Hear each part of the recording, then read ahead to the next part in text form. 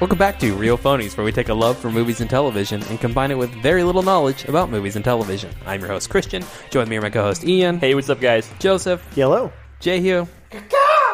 Here to talk about the 92nd Oscars. Sure. Told if that's true.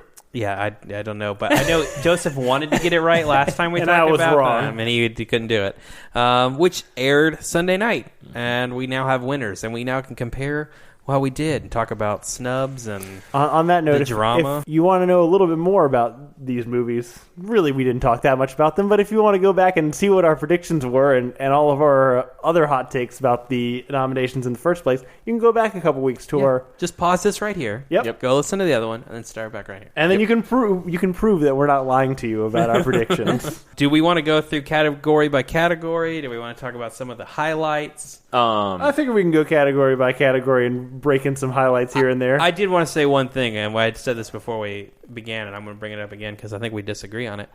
I did not enjoy the no host as much this year as I did last year. See, I thought it was good. I liked how it sped along, and we were out of there by 10:30, and I liked the Janelle Monáe kind of music intro with then the little comedy with Chris Rock. See, I didn't think the Chris Rock, Steve Martin stuff all landed. Both of those things didn't land for me. The Janelle Monáe thing felt very forced in there, and then there's the whole thing of her trying to do the crowd interaction with her la la la, and then hand it off, and nobody's like, I don't want to fucking do that on live television. Scorsese's like, I have $80 million and 20 of these things. I'm not singing along with. And I mean, having Steve Martin and Chris Rock as your starting two guys as your opening comedy bit, it just reminds you of, oh, these guys could have been all of the bits. Yeah, they could have just hosted, and it probably would have been smoother like that for the two of them because they, you could set things up and all that stuff, but the back and forth was kind of awkward, and they both have such different comedy styles. I like both of them, but later on it was you brought a person out to introduce a person, or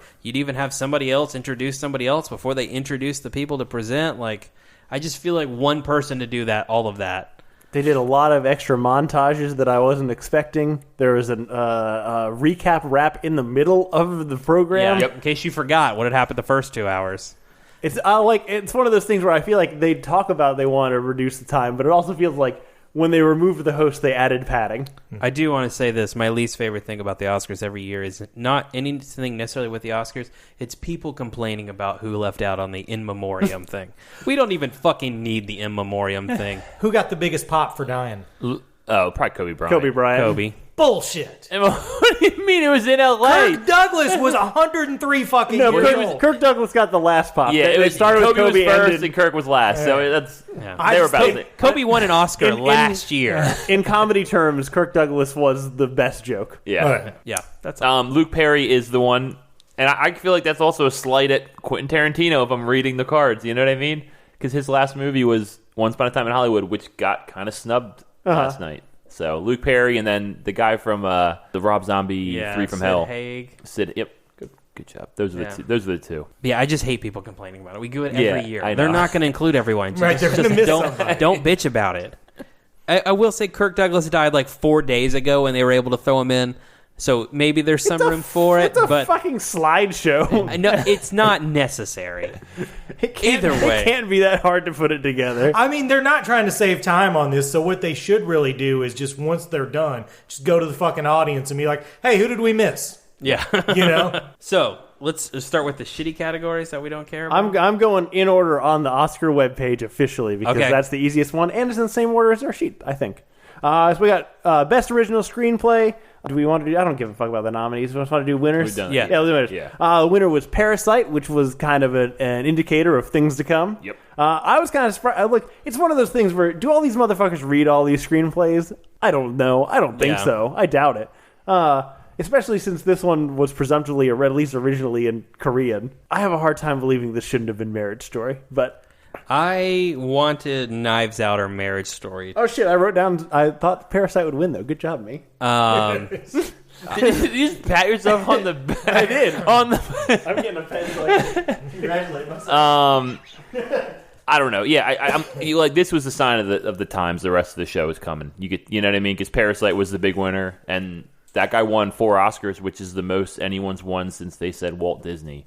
Yeah, wow. I read that. So this guy won 4 Oscars in one night. So Parasite's a great movie. Was it my top 5 favorite? No, but I can recognize it. Yeah, good. I mean, I love Parasite, but it shrinks to me where other places, especially in the direction and the acting. I don't know if the screenplay's bad, but I always relate that to dialogue. And Marriage Story has some really, really great monologues and really interactions with people. And I know just because I've seen Noah Baumbach talk about it on YouTube videos and stuff. Not only is the dialogue there, but specific screen directions.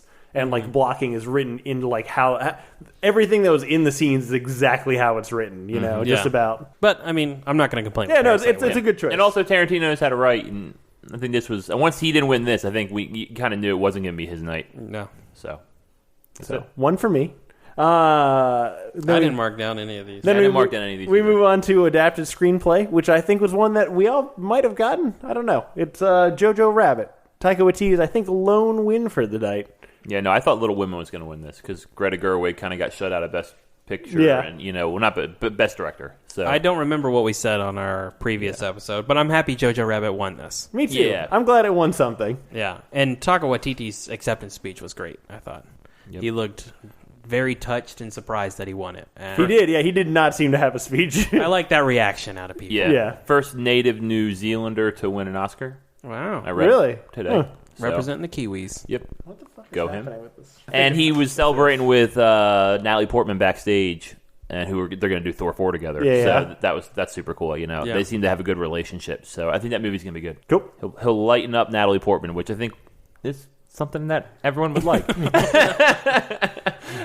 Not touching that one. We got achievement in visual effects. This was an upset, I feel like. I don't even... Oh, yeah, I was about to say, I don't remember what one. I'm looking at the fucking thing. Yeah. It was 1917, which, That's what I picked on the podcast. You did. There's good visual effects, but it's just this is the one where, big, loud, ridiculous amount of computer-generated shit is, the currency. And, how is Avengers or Star Wars not this one? Or The Lion King? This does seem like the one you give to movies for idiots like me. Yep. Well, I mean... I think the reason why it's a big slight is I feel like is a lot of these people work really, really fucking hard, and a lot of them do it on these movies, and they get no recognition in the movie industry whatsoever. Not even just as a popcorn flick, but they're the dudes who just sit at computers and animate this shit and make it look photorealistic, and they get no love from the people next to them. If you're gonna give it to a more practical FX thing, I actually think Parasite is another contender here. That flood scene is incredible in that movie, and it's shot really well, and all of that is built by hand in a soundstage. So I don't know. You could split this award into two, make it practical visual effects and CGI visual effects, and then still get your popcorn movie.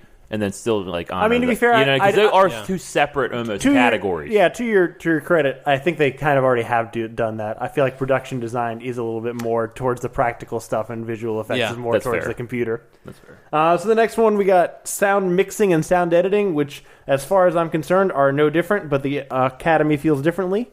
Sound editing was won by Ford versus Ferrari, which, again, I predicted. And sound mixing was won by 1917. Why? Fuck if I know. I know the car sounded good in Ford versus Ferrari. They both would have beat Bohemian last year. Yeah, I have problems with Bohemian winning this because it was literally work done 40 years ago when A Night at the Opera came out. The Bohemian won these two categories in last year's Oscars. Yeah. But I mean, I don't even know what this really is, so you guys can speak on it more than I can. I mean, I think it just plays into, especially Ford versus Ferrari really creates a feeling. I think the same thing with 1917. The audio tracks are both probably very, very important to those films to make them feel like experiences. Yeah, that's fair. So probably one of the actually, is this the only one? This might be the only Quentin Tarantino nod in the whole bunch. Production design, which I think Ian pegged, or maybe I pegged. I don't know. I like that you're giving me credit for an idea that you brought up. I think might have been mine. But I'll take it. But, it's early Hollywood. Yeah. In Once Upon a Time in Hollywood, all those motherfuckers were there. They remember this shit. Of course they're going to love that he rebuilt it, Yeah. He, rebuilt old theaters exactly as they were and then, put movies that came out on, those specific dates. He did a good job. Yeah. That guy knows Hollywood history. Like you were saying that he has a whole story worked out where Rick Dalton goes after this movie ends, and he starts dropping like he would start in these B movies, and he went and work for this director, and he never, but those were all real people. Yeah, Tarantino knows Hollywood history better than anyone I think in the world. Yeah. So yeah, I think he did good. Which is weird that these guys don't like him more. I know. He seems like he would be like their guy. Yep. It's one of those things. I think it's just perpetuated itself at this point. Like I feel like this was his like olive branch to the Oscars, and they still gave him a middle finger. Yeah, but I think it's too late. Like Quentin Tarantino is already so associated with his other movies and like the style and the violence and the cursing and all the kind of stuff that is not like traditionally their shit. Right. It makes me really wonder what the 10th movie is going to be. Yeah, I know, right? Just throw it all out the window. If this was his attempt, yeah. fuck him. Fuck him. So next one, original song is the next one. And I put Into the Unknown. I think we all agreed. Though to be fair, so this is one of the other things that the Oscars does every year, which I actually don't mind. A lot of people complain about it, but they do each of the original songs, usually by the original artist. Randy Newman's a fucking maniac. I don't know how that guy got a job anywhere doing anything. But the what's her name? Cynthia Erivo from Harriet fucking crushed it. She was so great. I don't know if I like that song. I don't know if I like that movie, but she was incredible. Yeah, I saw an article about it the headline was Oscar voters wish they had heard that version before they voted. Yeah. So she was the best. They should vote for that like day of Performance Matters.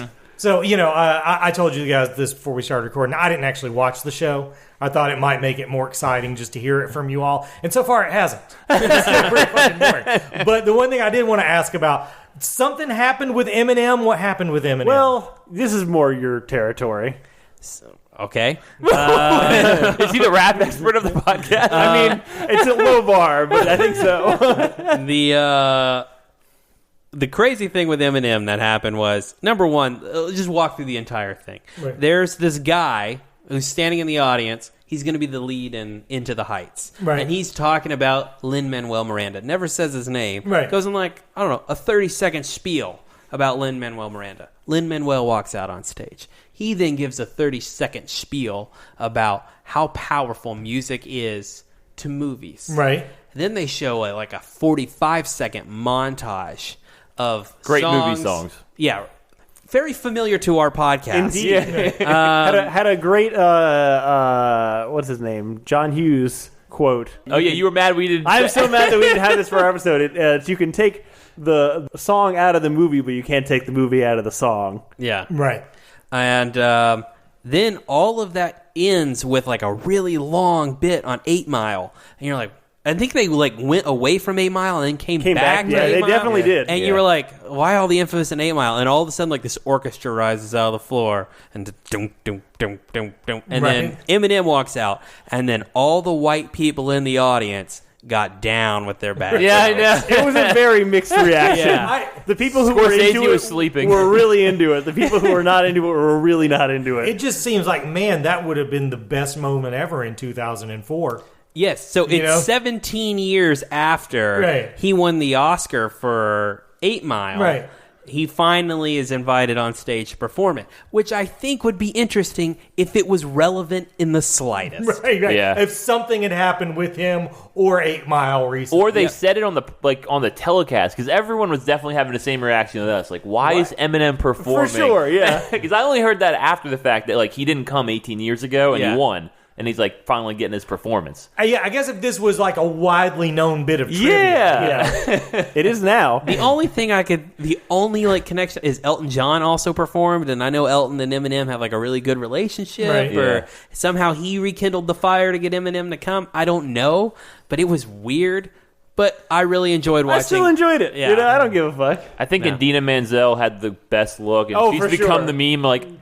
It was like I don't know what's going on right now. Look, and she was pretty good. was Yeah, pretty she was great. like, "Did you not just hear me 15 minutes ago?" Yeah. Poor Idina getting upstaged by all the European Elsa's. You think she was upstaged by him? No, but She had to share the spot. exactly. Yeah. Yeah, I thought that was a classy move. I was into it. I think she I feel like kicked their tails. I feel like Disney saw the Oscars saw that YouTube video of Elsa singing "Let It Go" in all the languages. Like, what if we did that? Yeah, And they did. Yep. So that brings us to best. But who won original song? Yeah. Rocket Man. It was Elton John got an Rocket Oscar. Man, Yeah. I didn't like that decision. yeah.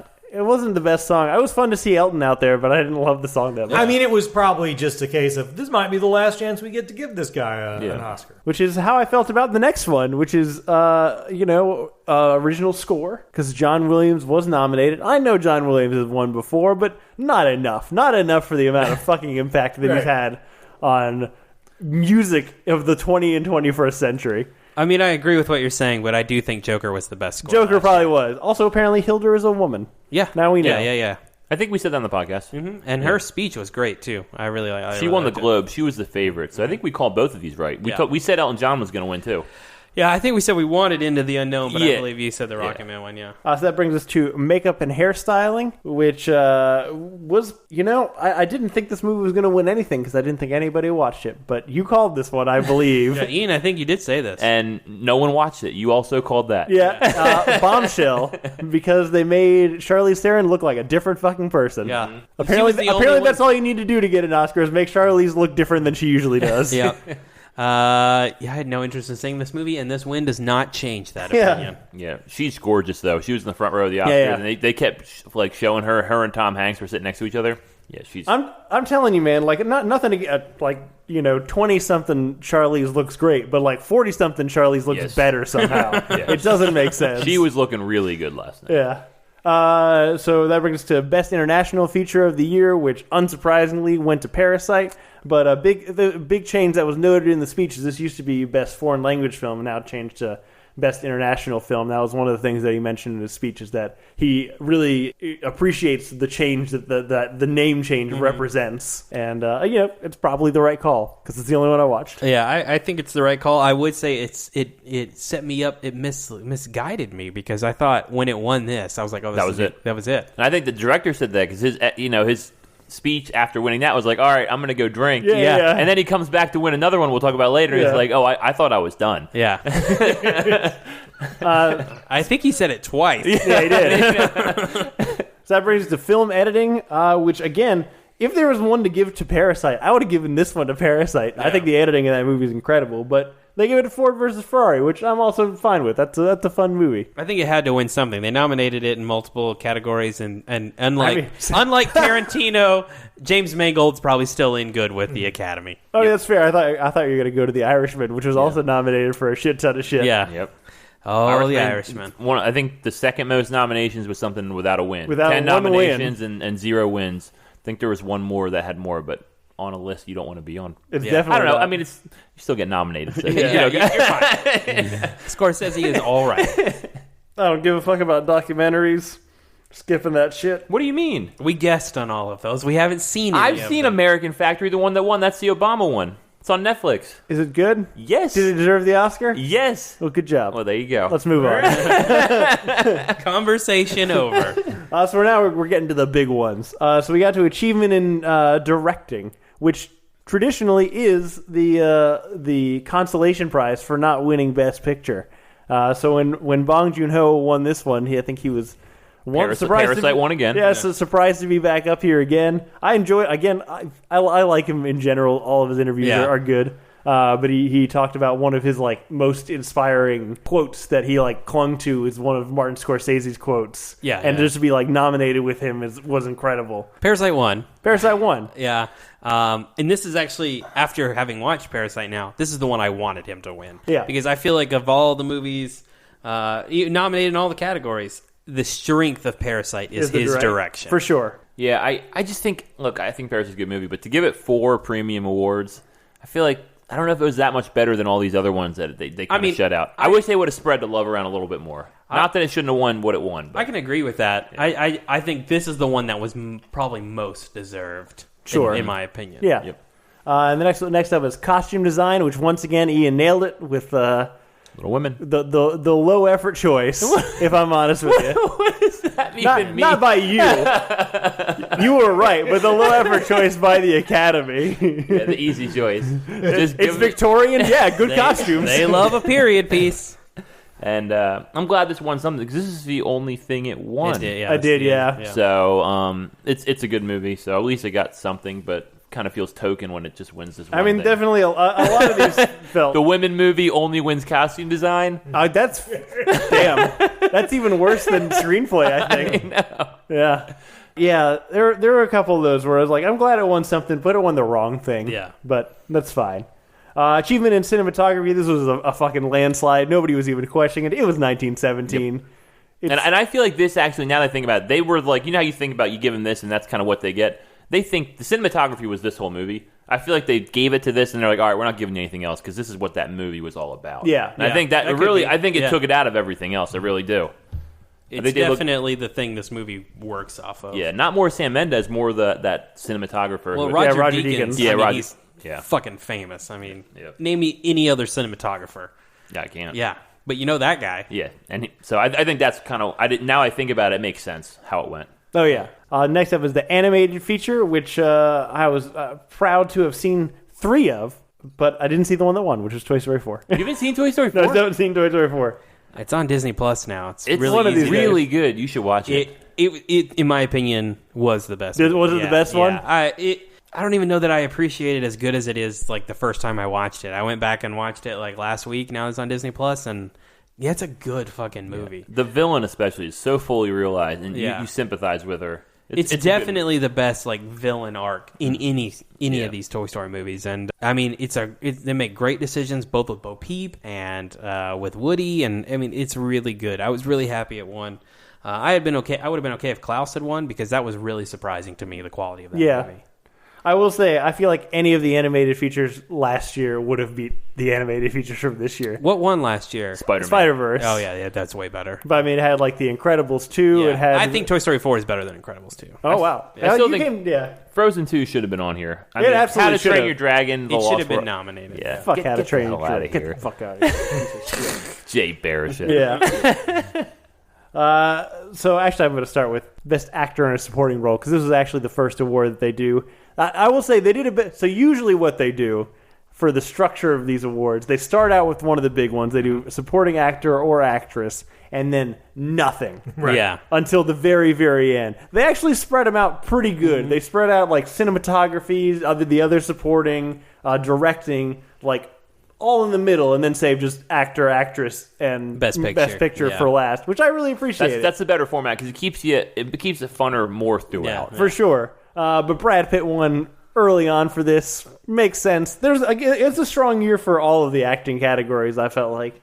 I wouldn't have been upset with some other ones on this list. But I think if the voting ever came out, I think it would be a landslide that Brad Pitt I'm won. sure it was. Yeah. His brotastic speech, his Senate slight there at the beginning. Yeah. You know, it's standard Hollywood shit. Yeah, it was, and I like it. I like that he won this award. Yeah. It's his first acting award, which feels crazy, but it's well deserved. It is. Has he gotten a non-acting award before? He produced a movie that All right. won. 12 Years a Slave. Yeah. I am. Yeah. But Susie said also, like, she had a good point. Like, it started off, he made a political comment. I'm glad it, like, didn't snowball into, like, straight politics the entire time. I mean, there was a lot of it, but we just talked through a lot of Okay, it. I didn't hear a lot of it after that, and Yeah. maybe a little bit, but I was glad that it wasn't, like, an overwhelming thread line coming out of it. 'Cause Yeah. I don't want to hear that. I just want entertainment.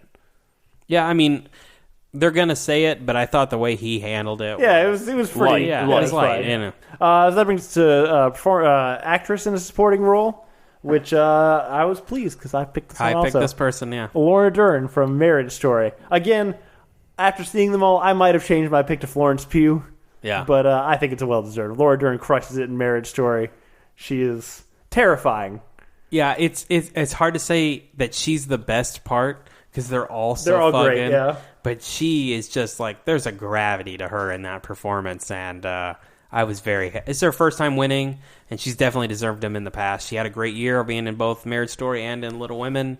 I'm happy for her. But this is the first of 2 ScarJo snubs. Yeah, Yeah. I haven't seen Marriage Story, so I wish ScarJo would have won, but I'm sure she was great. I like Laura Dern. But that brings us to actress in a leading role.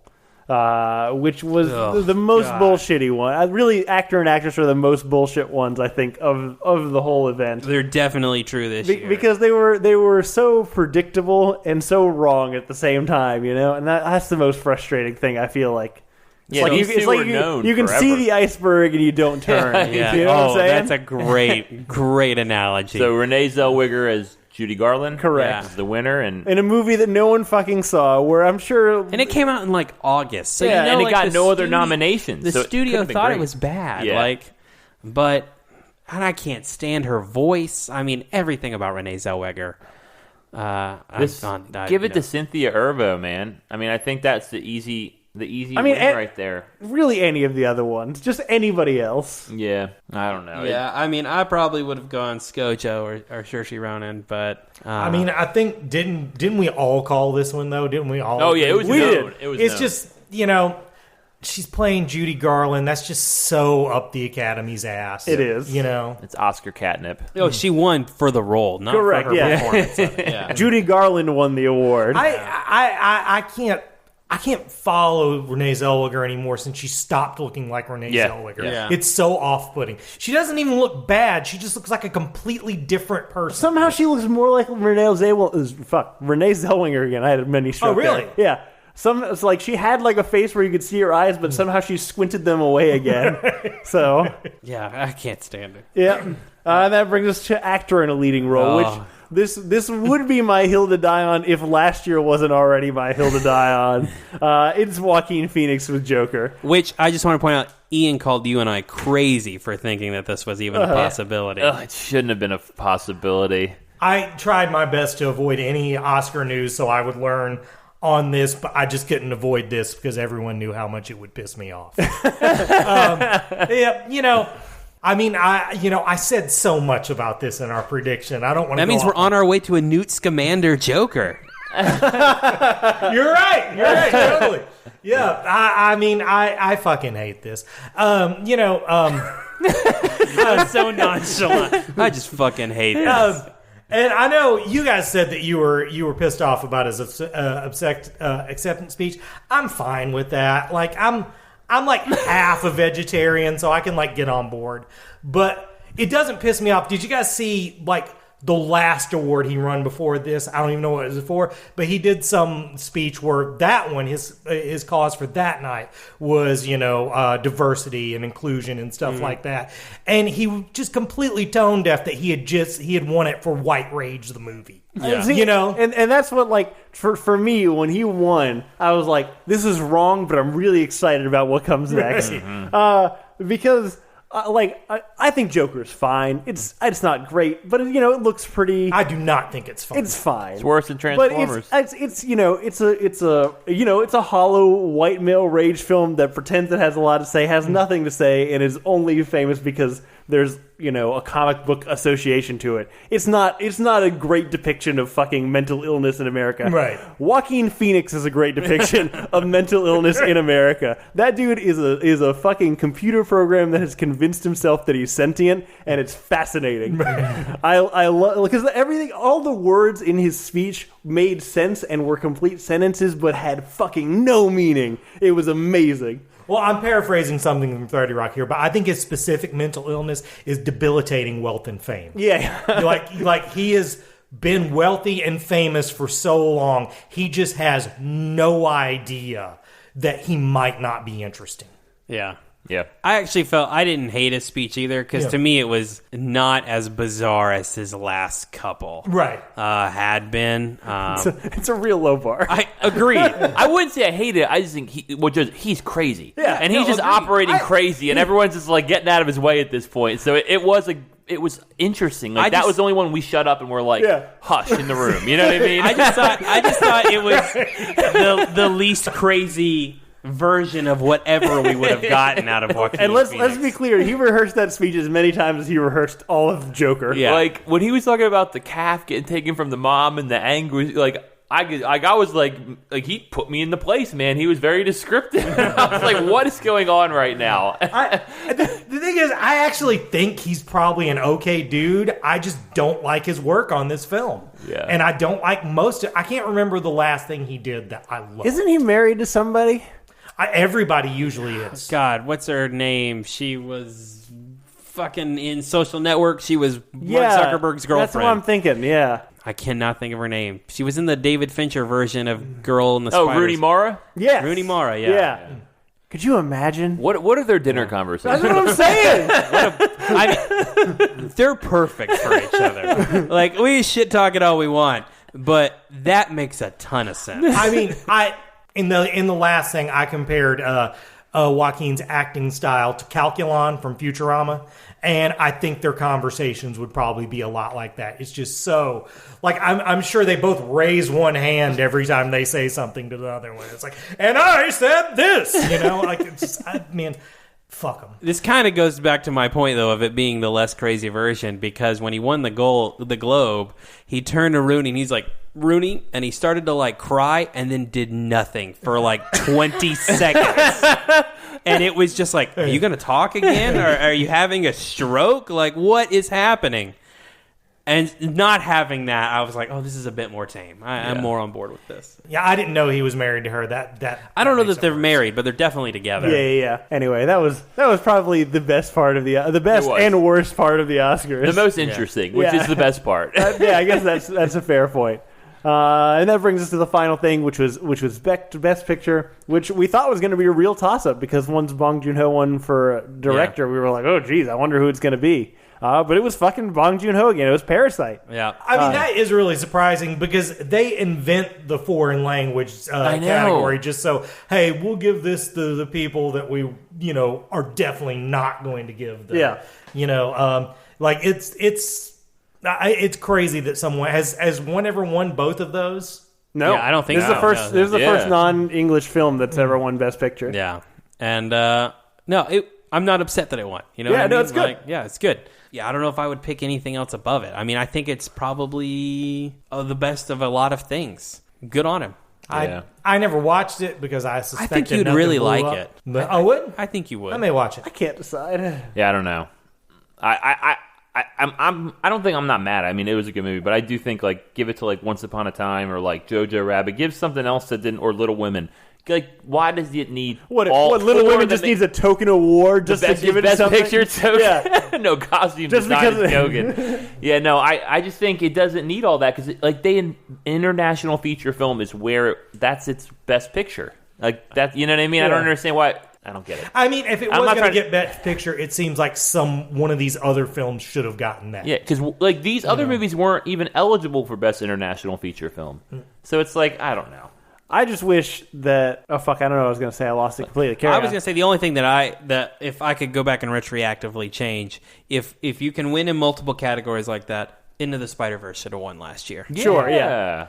No, that's what I was going to say. I wish Tarantino had won for one of them. Just something. I like a director or a picture. He was sitting there like a chump. You know what I mean? Scorsese at least napped. I'm usually very uninterested in the Oscars. I'm particularly uninterested in this one, but the most exciting thing coming out of it is how will Quentin Tarantino act a fool, because this is the only time it really seemed like I'm asking for this time. Correct. Yep. Yeah, absolutely. I agree. And they said no, so I imagine the other one's just going to be just trashy in the best possible way. Yep. Why do you guys think it was? Why do you think that he got shunned? I mean, besides Brad Pitt, nothing else. Why? Or I mean, it won production design. Yeah, I do. I think it's just he's Quentin Tarantino. I think it's just his reputation is the problem. And has he because pissed on them before, after Inglourious Bastard, other movies didn't win? I wonder if there's bad blood. I don't know. That's what I'm thinking. It's through the maybe press. behind the scenes. I think it's a similar reason to why Adam Sandler didn't get nominated, because people just didn't want to be seen as the people that nominated Adam Sandler for an acting Oscar.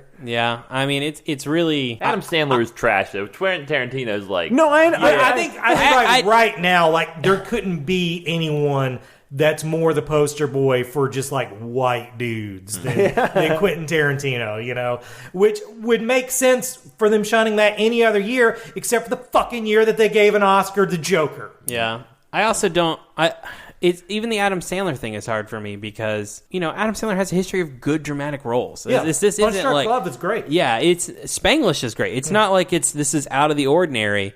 It just seems like there's just something against some people within Hollywood, and they just don't want to give into it.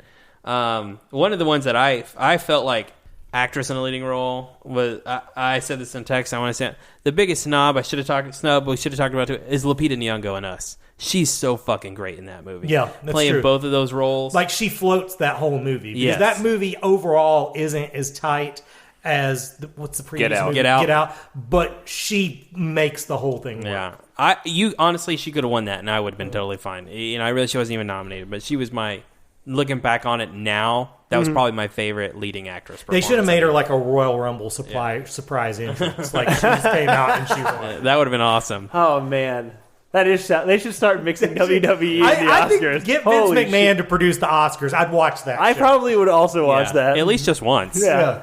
Yeah. Like that shit with the Moonlight would happen like 3 times an Oh, Oscar. yeah. It would happen with costume design. Like they would call the wrong thing, and then the glass would break, and Stone Cold Steve Austin would come out, give the presenter the stunner, and then call the real one. Yeah. That's a show I'd watch. That's absolutely. I would watch the shit out of that. That's a fun pitch. yeah. Like that movie. Why are we in the Gay Academy? Anything else we want to hit up? Anything else? Any notable things? The only bit that I enjoyed was the Kristen Wiig Maya Rudolph one that we didn't talk about. It was great. Yeah, that was funny. And Kristen Wiig's dress was the most Very great. ridiculous. I like Spike Lee's Kobe suit. Yeah. That was cool. Elton John looked cool. Elton John looked like Elton John. Yeah, always. But yeah, it was kind of run of the mill. It was very rare. Yeah. Yeah. I didn't feel like the whole production was great this year. Who the but- fuck was the recap rapper? Yeah. It's a I good don't know. question. Add us. You know what I mean? Yeah. If you know. We could look it up, but fuck it. But that's the maybe 92nd Academy Awards. Hashtag real phonies. That's great. So what have we been watching this past week, guys? I could go first. I watched a few awful movies in theaters. Since you guys don't get free movies, I can go over some of the crap that I've seen. Right on. I watched Birds of Prey. First of all, how'd it do? Oh, it awful. It made like $40 million, and it's fucking. I'm kind of gun shy on making calls about this stuff since we were so fucking wrong about Bad Boys. But I almost called this was going to bomb last week because I went to like a geek parade in New Orleans the weekend before, and the year before when I went to, it was all Harley Quinns, just Harley Quinns falling out of trees. And this entire parade, I saw 2 this time. It's like, oh, that fad's over. Oh yeah, So way over. I mean, to be fair, the movie did pretty well internationally. Right. It did like 50 million and then like 33 local, I think. Yeah, but it was even only that's not produced that on good. well, it was only produced on a $60 million budget. I mean, Yeah. it's going to turn a profit. right. But yeah, it's just an awful movie. I haven't wanted to walk out of a movie in a long time, and I almost walked out of that one. It's just girls punching guys in the nuts for 2 hours. Well, I mean, that's fun, though. No. You're talking me into it. Man. I don't know who- Hitting the nuts is funny. I don't know who this movie's for. I don't know who wants that. But yeah, Ewan McGregor is not great. The worst part is Huntress, which is Mary Elizabeth Winstead. Oh, you're so close. I know. I told them yesterday at the party that I'm pretty sure that she got signed on to convince Ewan to sign on because literally she has like 6 lines and like she's the punchline of a lot of jokes. They keep calling her Crossbow Girl and like they never want to say her name. I mean, that sounds funny. It's a Harley Quinn movie too. Like I don't know why they didn't just call it Harley Quinn. I saw a fucking ad for it on TV that was Harley Quinn in Birds of Prey. Like she was the actress in that movie. Yeah, they should have rebranded it because like they don't become the Birds of Prey until the very end. Yeah. So this is Harley Quinn interacting with these people, and it's real bad. Ewan McGregor is like, I mean, he's playing. I don't know if Black Mask is he gay in the comics? If he is not in any of the comics I've read. I mean, of he's him. playing like a flamboyant gay guy. No, he's who's like getting beat up by a bunch of girls. He's like a super sadist in comics. Yeah, and Zaz, but the guys Right. that's his boyfriend. And it's like it's just very That's weird. Yeah, It's I don't think very that's from comics, cheesy. but I could be wrong. And Cassandra Cain, who you told me was like a assassin and becomes Batgirl, Yeah. they redo her as like this 12-year-old pickpocket, and that's that Harley Quinn's kind of taken care of. It's just Can she speak? yeah, she speaks. Fuck him. Yeah, it's real bad. And Black Canary is just, I don't know, none of them can act. I don't know how this movie got made. It literally was like, someone was like, hey, we need to make a feminine team action movie with comic books. And they like, when you start with an idea and build a movie around it, it's never going to be good because it's, it's right, interesting female characters. That's how all movies start, buddy. No. But I do think that is where they stopped. Yeah. I think I think they didn't get around to the building around. So bad. I understand what you're saying. Like, not an idea like okay, there's a giant moon-shaped starship that blows up planets. Yeah. That's an idea like, oh, well, this is a market we should send. Yeah. Exactly. That's what it is. Yeah, And Harley Quinn doesn't have powers. All she has is a bat that she hits guys in the nuts with. Like, I'm telling you, I want to see what you guys think, and if any of you like it more than I do. Me and Sarah almost went this weekend to see it, but yeah, You made a good decision. Yeah, I mean, you almost talked me into it because I like watching people get hit in the nuts. That's just always good times. But yeah, I don't know. None of the rest of that sounded good. I do want to see it eventually. I almost went and saw it this weekend. I say my expectations are appropriately lowered now, so I might enjoy it more. Maybe you will. Yeah. And then I've been watching The Morning Show. Have I talked about this? No. On Apple TV. Mm-hmm. Jennifer Aniston. Yeah, I Steve realized Carell. I got a new iPhone. I guess I got a year for free, so they opted me into it. So I watched the first 2 episodes, and it's really good. Jennifer Aniston and Reese Witherspoon are like the 2 news anchors, and Steve Carell's playing like a Matt Lauer, kind of like sexual assault allegations, and his life's kind of falling apart. And then the guy from Lawless, I always forget his name, the bad guy. Oh, Guy Pearce. Yeah, Guy Pearce is like the producer who's like got everyone under their thumb, and it's pretty fun. I didn't even know Guy Pearce was in this. That's a huge selling point. I know, I like Guy love that Pearce. guy. Yeah, and he's like a serious co-star. He's like the antagonist, and it's like it's kind of Newsroom. I know you guys are down on, but it's kind of got like a lot of people saying witty things and 3-dimensional characters. It's not really bad guys. Everyone's kind of gray, which is good. So I would recommend it. Me and Susie are going through that right now. Yeah, is it being released like 1 week at a time? No, it's all out there. It's all out there. Yeah, okay. we're taking our time. They're like kind of long. They're like an hour each. I think there's 8 of them. So we're 3 in, and we're gonna finish it. And then the last thing is All or Nothing. Yeah. The football on a documentary about they pick a team and they do go through the whole season. They did the Eagles, and it just released this weekend. 8 episodes of like behind the scenes. Carson Wentz getting interviewed and Brandon Graham. This is like the best thing I've seen this year for certain. I love it so much. Is this one of those things where like Susie goes to sleep and you just like slyly turn the TV back I'm watching on, it by myself. and then like you get the hand cream close to the bed. This sounds like they released it on Pornhub. It goes through the games that we went to, and it shows the Julio Jones conversion. I'm glad you got to relive that moment. I know, but man, we got decimated with injuries that game. We did really win that game. You didn't. But yeah, it's fun. So I know you guys, if you guys like football, like behind the scenes, and like kind of, it talks about the guy catching the babies and like ripping Aguilar, and it does like you get a lot of background information. Yeah, I will say so. I mean, it's definitely attempting to be Hard Knocks. Hard Knocks, but for sure. like a whole season. The biggest problem with it is that you know how it ends, and that definitely like paints the picture. If sucks you the know. tension out a It little does suck the tension out a little bit, but it's a well produced show. Yeah. And it's not the Dallas Cowboys, so I might give it a shot. John Hamm narrates it. All right, on. That's a good voice. So yeah, and that's pretty much it. I can go next. I, of course, continue with Next Generation. I also watched I told Joseph this last week. I was down 3 movies in the Best Picture category. I knew I wasn't going to be able to knock out all 3, so I just tackled one. I watched Parasite. Really, really, really enjoyed that film. Kate did not. Yeah. Doesn't seem like her thing. No, she was not very into it. But yeah, coming out of it, I immediately was like, I hope this guy wins Best Director. I don't know that it was my favorite movie of last year, but it's probably top 5 for sure. I really liked it. And then I finally saw Knives Out, which is definitely one of my favorite movies last year. And you know what? I think they have a lot in common. They both don't really have traditional story structure. I think they both kind of subvert your expectations in really creative and new ways. That cast in Knives Out is great. Yeah, no, I really like that movie. And I like how it takes a genre you're familiar with and basically not just flips it on its head, but just does it in like a completely new and an inventive way while still feeling very familiar. Mm-hmm. I really, really liked it. That was it. Both better than Transformers. I like it. Oh, man. I didn't really do a lot this week as far as watching things. You didn't even watch the Oscars. I told you guys last week that there's an Altosh.0 channel on Pluto.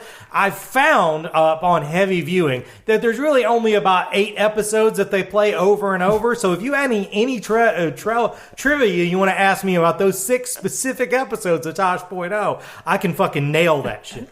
I did read 25 issues of a comic called The Immortal Hulk. I talked about this early on when I got on when I started doing the podcast. It's basically a horror take on the Hulk. I'd only read like the first 10 or so issues up for now. I had heard like issue 25 was the single issue of the year, so I started from the beginning, read the whole thing in, and it's a really, really good fucking comic. It's one of those things that I think years from now, it's going to be the comic they talk about from this era.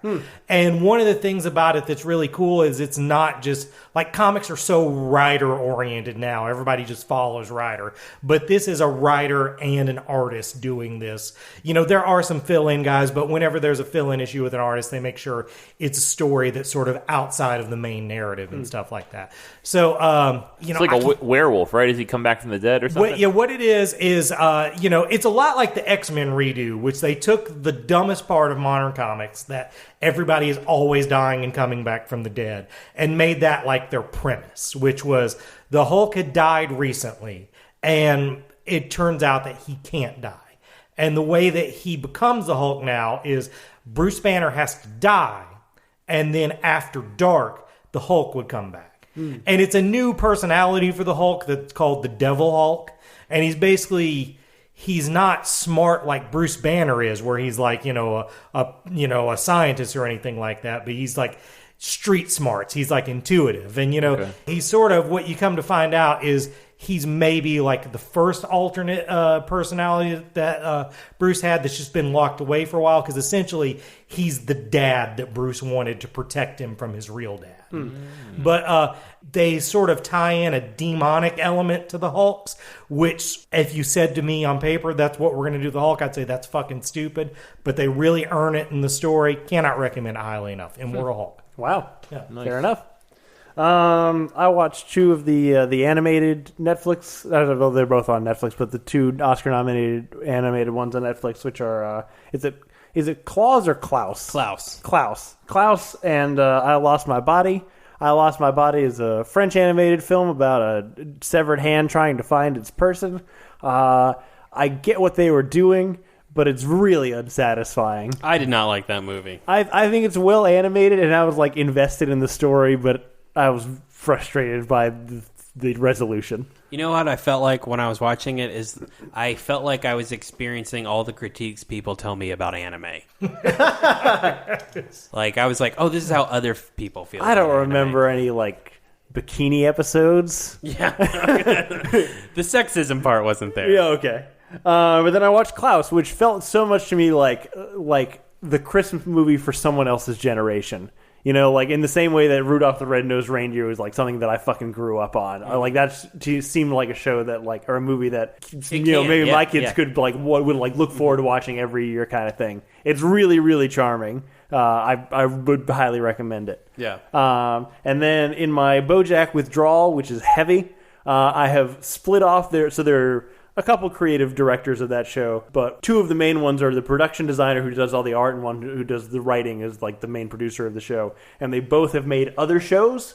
The writer-producer has made an Amazon show that's also kind of animated in the same way that A Scanner Darkly is animated, called Undone, which is like a dark time travel mystery thing, which is dark but intriguing, but also not as charming because there's no jokes in it. It's just very serious and mysterious. But Bob Odenkirk's in it, so that's a thing. I like Bob Odenkirk. And the other one is called Tuca and Birdie, which is an animated, very similar style to BoJack Horseman, but even more ridiculous. Isn't that Maya surreal. Rudolph?